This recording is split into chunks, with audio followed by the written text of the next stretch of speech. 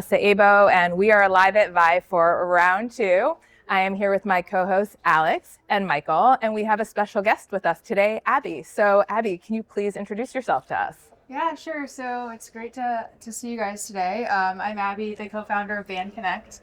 Band Connect is a hybrid therapy solution for orthopedic rehab.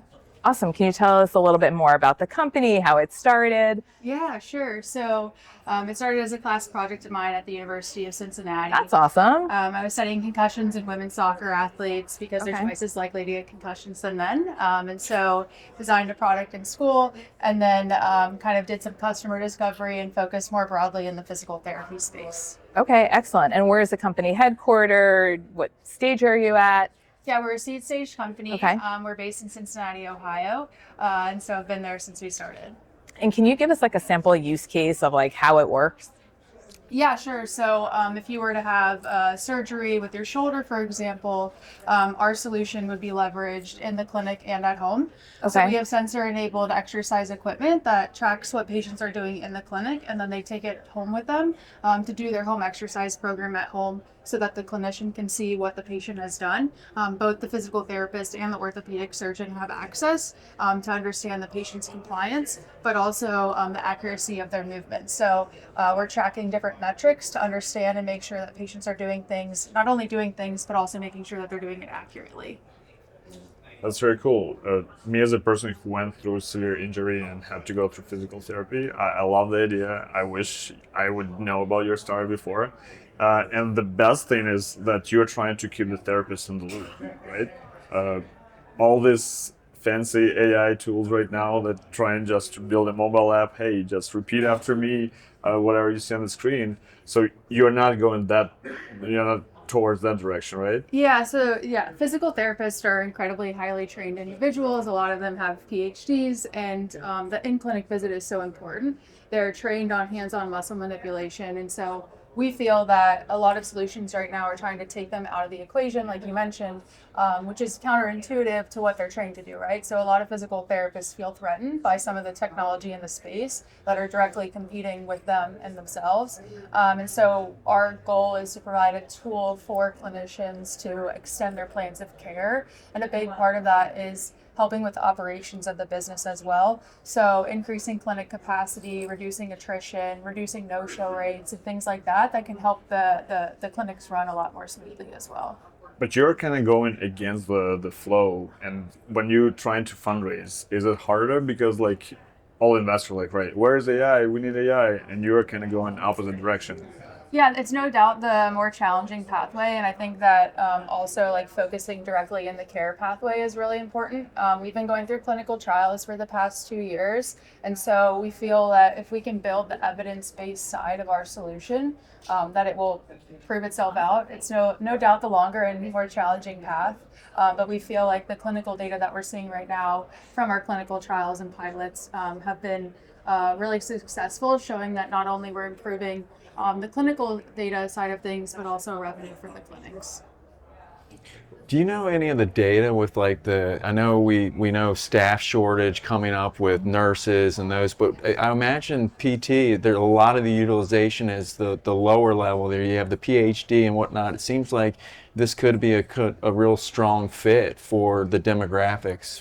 Do you have data on that? Or? Yeah, definitely. So PT clinics today are operating primarily in single-digit margin. So there's a lot of increasing cost, decreasing reimbursement. There's, like you mentioned, a shortage of qualified PTs, which leads to burnout. And a lot of clinics have capacity issues. So there's like 800-person wait lists at clinic locations.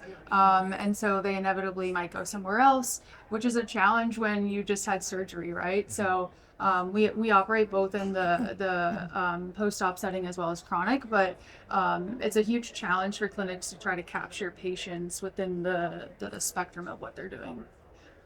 And I imagine what you're doing is so important because I luckily have not had, well, actually, I take that back. I had some back issues. I had to engage with PT and OT, but more so from a aging parents, both my parents have repeatedly through that Medicare, whatever that re-up, every 6 months or whatever, from a fall or hospitalization and utilize, and a lot of back and forth going to the outpatient therapy. And I love the fact that you guys are really therapy first, because for like my mom or dad, that seems to be a really big buy-in for the compliance, the adherence.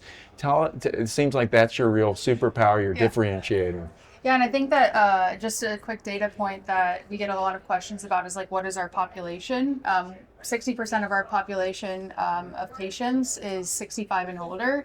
And so I think that a lot of people have questions about like the technology side of our solution, but we're finding that that's not the case. But I think that one thing that's really cool is that we're able to reduce the frequency of in-clinic visits. So in today's physical therapy, 90% of patients don't do their treatment at home.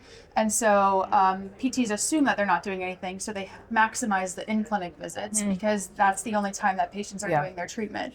So because they can track things in our platform, they can actually reduce the frequency, which is actually in turn helping patients stay engaged longer in therapy. So their completion rate of their therapy is a lot higher. So I think it speaks to, aging parents who sometimes it's challenging to get people into the clinic. It provides that flexibility a little bit more. Could you tell us a little more about that experience? Because my mom's great with the iPhone. She can do emoji, but when it comes to an app like a Lyft or an Uber, it's done. So tell us how you solve that issue. Yeah, so the patient gets it in our equipment in the clinic, and it's used in the clinic. So they have that familiarity before they go home. And the equipment itself is our upper extremity devices, handles that have resistance bands connected to them. And so you can't actually see the sensors. So the patients just pick up the device and use it, and then it connects to our platform via Bluetooth. And so the idea is that they'll do everything that they did in the clinic at home and go through that process. We've tried to keep it as simple as possible and just have it straightforward as the treatment, and focus on what is the bare minimum that patients need to do from an exercise. So basically, if I hear it from you, it's basically if you can get your mom Wi-Fi or whatever on her phone, she's just doing her bands, and you're getting that data, and then it's okay. Yep. Definitely. I love it. Your story resonates also because I won't say which one, but one of my parents in using Uber actually signed up to be a driver. So like now whenever we go somewhere, like the phone's like there's a ride nearby. So that's great. But I do really appreciate, like, all kidding aside, being able to bring technology to people who are 65 and older, but in a way that they can actually use it and not get frustrated with it, because we've been hearing a lot this vibe around adherence to protocols and compliance. And so I think you put yourself in a situation that you set people up for success if they can actually figure out how to use it. So yeah, that's really interesting. I think it's refreshing too. I mean, I hate to say it, paper and pencil works really well, and sometimes we hear that, like, this AI hype to whatever. It's like you're actually really solving a problem, and so it's in a really effective way. I'd love to hear your thoughts on that with your digital health and what. I love it. I was gonna ask, like, what would be number one challenge you'd like to solve, like, right now? Like from clinics or? From the entrepreneurship perspective. Oh, so we're a seed stage company. We've gone through clinical trials and pilots. We're now converting to customers. And so I think that our primary focus right now is how do we create impact within these organizations. We don't want to be a nice to have tool that sits on the shelf that's just kind of like a one-off solution. We want to impact everyone. And so our approach has been to focus on condition-specific solution. So our clinical trials, for example, have been shoulders, and we're looking at other conditions, expanding to hip, knee, and ankle as well. So our goal is to kind of work with the clinicians directly to figure out what is the best solution that they can use for the entire duration of their treatment for these specific conditions. And I think that's where we are now, is we have this clinical data with our upper extremity device, we're building out our lower extremity device, and we just want to make that impact within the care delivery pathway. I'm looking ahead. Are you planning? What's on the roadmap? Are you planning to add additional sensors, additional devices? Yeah, so our lower extremity device will be a different device. It'll be the different apparatus, same sensor technology, same system, but it's just an apparatus that can support those conditions. So our goal is to have one piece of equipment that the patient can use for the entire duration of their treatment. So for example, our equipment now you can use with or without resistance bands. So early on post-op, you don't actually need the resistance bands. And so it tracks range of motion, but then you add resistance as you go. And so that's what we're looking at for the lower extremity as well. How do we create one piece of equipment that is versatile enough to support all different types of patients, but also throughout the spectrum of their treatment? That's awesome.